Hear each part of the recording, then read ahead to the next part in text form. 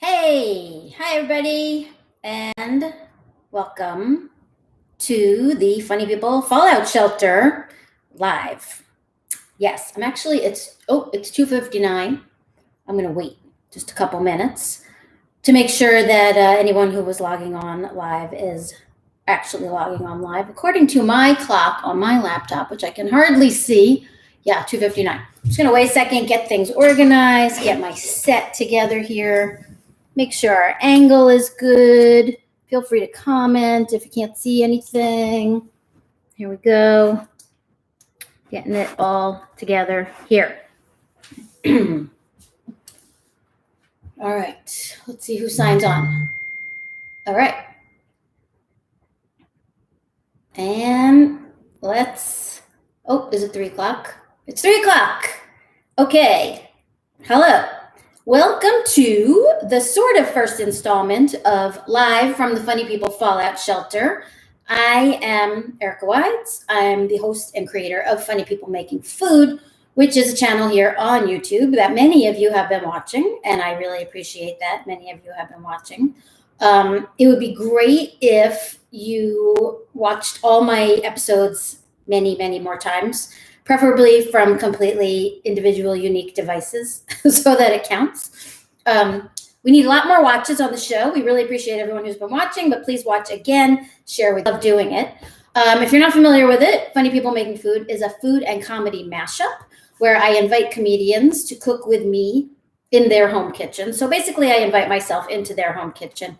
And we sit and we cook and we talk about comedy and we talk about food and we talk about their food lives and what food was like in their house when they were young, whether they have food issues. And I always thought that like every single person in the world has food issues, but we just shot a couple of new episodes, and weirdly enough, both of my guests in the new episodes claim to have no food issues at all, which I find really hard to believe, but we'll find out. So you can stay tuned for those.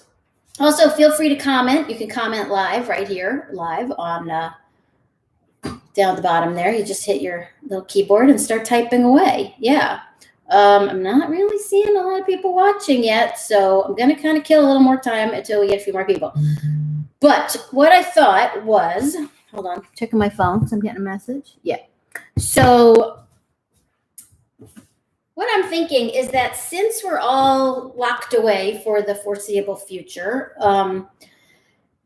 what I did was I reopened what I call the Fallout Shelter. So if you're old enough to remember what the term Fallout Shelter actually means, then congratulations, you're at least as old as me. A Fallout Shelter was something that people used to build during the atomic era. So during the nuclear war threat days of like basically after World War II, right up until about maybe the 90s, like after the fall of the Soviet Union, we lived under this constant fear that nuclear war was imminent, that we were all going to be bombed by the Russians and we were going to die.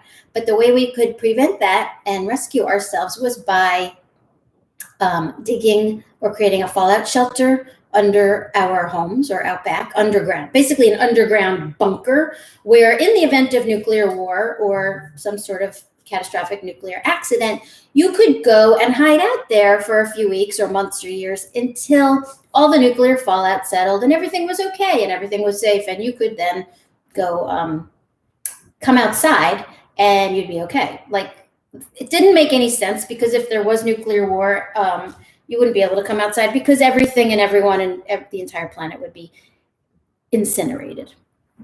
But, the 50s were optimistic times other than feeling this constant threat. So anyway, I used to do a radio show called Let's Get Real on Heritage Radio Network. Just make sure no one's texting to say that they can't hear or see me. Somebody please comment so that I know that there are live bodies out there, because so far this is saying that one person is watching, and that's really depressing. So I gotta know that people are out there. So I used to do this radio show, and it was called Let's Get Real, and it was on heritageradionetwork.org, which was an early internet radio station, and I did a show called Let's Get Real, And Let's Get Real was all about kind of a deep dive, a kind of almost Jon Stewart style Daily Show dive into the processed and industrial food world, but in a funny, lighthearted, kind of snarky way. And I decided to create a Fallout Shelter theme for that show. So I used to say that Let's Get Real was, we were broadcasting live from the Foodiness Fallout Shelter. Foodiness was this term that I had come up with for all of that processed crap that people eat.